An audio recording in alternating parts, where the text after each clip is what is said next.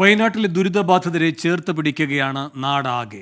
സംസ്ഥാനത്തിന്റെ അകത്തുനിന്നും പുറത്തുനിന്നുമായി ലോഡ് കണക്കിന് അവശ്യ സാധനങ്ങളാണ് കൽപ്പറ്റ സെന്റ് ജോസഫ് സ്കൂളിലെ കളക്ഷൻ സെന്ററിൽ എത്തുന്നത്.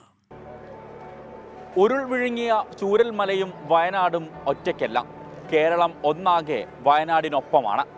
സമാനമായ രീതിയിൽ ഇതര സംസ്ഥാനങ്ങളിൽ നിന്നും വലിയ രീതിയിലുള്ള സഹായങ്ങളാണ് ഞാൻ ഈ നിൽക്കുന്ന കളക്ഷൻ സെന്ററിലേക്ക് ഒഴുകിയെത്തുന്നത്.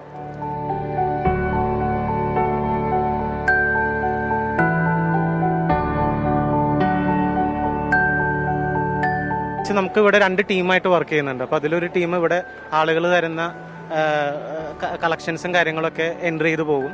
അതിൻ്റെ ക്വാണ്ടിറ്റിയും കാര്യങ്ങളും എൻട്രി ചെയ്യും. ക്യാമ്പിലേക്കുള്ള ഔട്ടും വേറൊരു ടീം എൻട്രി ചെയ്യുന്നുണ്ട്. അപ്പോൾ നമ്മൾ സോഫ്റ്റ്വെയർ വെച്ചിട്ട് എല്ലാവർക്കും അതിൻ്റെ ട്രെയിനിങ് കൊടുത്തു.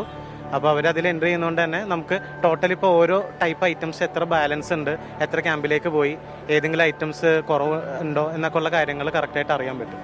ദുരന്ത മേഖലയിൽ സമാനതകളില്ലാത്ത ചേർത്തുപിടിക്കലിന്റെ മാതൃകയാവുകയാണ് ഓരോ മനുഷ്യനും. ആഹ്വാനങ്ങളില്ലാതെ തന്നെ വയനാട്ടിലെ ജനതയെ കൈപിടിച്ചുയർത്താൻ സ്നേഹത്തിൽ പൊതിഞ്ഞ ലോഡ് കണക്കിന് അവശ്യ സാധനങ്ങളാണ് ക്യാമ്പുകളിലേക്ക് ഒഴുകിയെത്തുന്നത്.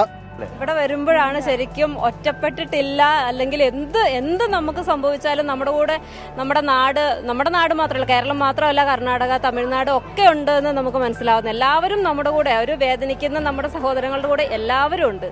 സോഷ്യൽ മീഡിയ വഴി പരസ്പരം കണ്ണികളായ യുവതി യുവാക്കളാണ് കളക്ഷൻ സെന്ററിൽ നിറഞ്ഞു നിൽക്കുന്നത്. ഒത്തിരി സഹായിക്കുന്നുണ്ട്. പിന്നെ ഇവിടെ ഹെൽപ്പ് ചെയ്യാനാണെങ്കിൽ പോലും ഈ സോഷ്യൽ മീഡിയ വഴി ഒത്തിരി ആൾക്കാർ വരുന്നുണ്ട്. ഞങ്ങളൊക്കെ 3-4 ദിവസമായിട്ട് ഇവിടെ സ്ഥിരം നിന്ന് സഹായിക്കുകയാണ്. ഒത്തിരി പേര് വരുന്നുണ്ട്. കളക്ഷൻ സെന്ററിന്റെ പ്രവർത്തനം കൂടുതൽ എളുപ്പവും സുതാര്യവുമാക്കാൻ ERP സോഫ്റ്റ്വെയർ സംവിധാനമാണ് ഉപയോഗിക്കുന്നത്. രാത്രി പോകുമ്പോൾ പറയും നാളെ നമുക്കാവില്ല എന്ന്, പക്ഷെ രാവിലെ ആകുമ്പോൾ നമ്മൾ എണീറ്റ് ഇവിടെ എത്തുന്നുണ്ട്.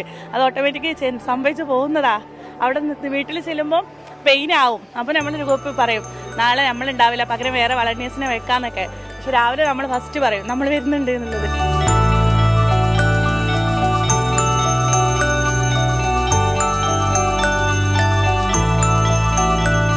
ഘട്ടത്തെയും നമ്മൾ അതിജീവിക്കും.